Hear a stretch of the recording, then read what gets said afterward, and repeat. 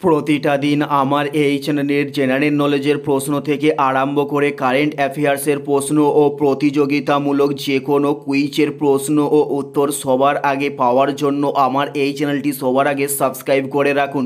চলুন বেশি কথা না বাড়িয়ে ভিডিওটা শুরু করা যাক। ফার্স্ট প্রশ্ন, সাম্রাজ্যবাদ কো নাশ হো কার উক্তি?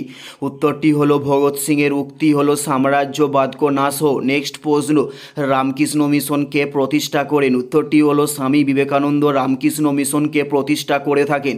উত্তরটি হলো স্বামী বিবেকানন্দ রামকৃষ্ণ মিশন প্রতিষ্ঠা করেন। নেক্সট প্রশ্ন, আর্য সমাজের পরিবারের প্রধানকে কি বলা হয়? উত্তরটি হলো কুলপতি বলা হয় আর্য সমাজের পরিবারের প্রধানকে।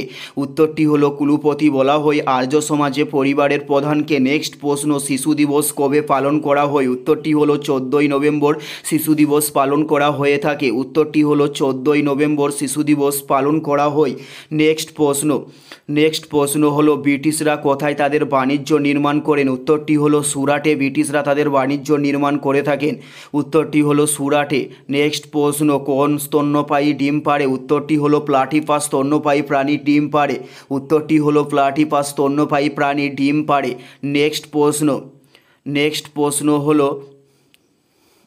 প্রশ্ন হলো বিশ্ব উষ্ণায়নের জন্য কি দায়ী? উত্তরটি হলো মিথেন দায়ী বিশ্ব উষ্ণায়নের জন্য।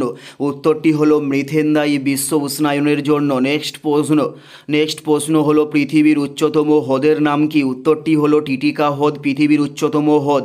উত্তরটি হলো টিটিকা হ্রদ পৃথিবীর উচ্চতম হ্রদের নাম। নেক্সট প্রশ্ন, বাংলায় কৌলিন্য প্রথা কে প্রচলন করে থাকেন? উত্তরটি হলো বল্লাল সেন বাংলায় কৌলিন্য প্রথাকে প্রচলন করে থাকেন।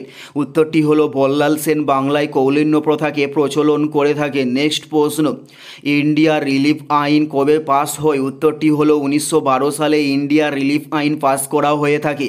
উত্তরটি হলো 1912 সালে ইন্ডিয়া রিলিফ আইনকে পাস করা হয়ে থাকে। এটাই ছিল এই ভিডিওর লাস্ট প্রশ্ন। আর কোন ধরনের শিক্ষণীয় ভিডিও আপনারা প্রতিদিন দেখতে চান অবশ্যই কমেন্টে লিখে জানাবেন। পুরো ভিডিওটা দেখার জন্য আপনাদের প্রত্যেককে আমাদের ইউটিউবের পক্ষ থেকে রইল অসংখ্য ধন্যবাদ। Thanks for watching.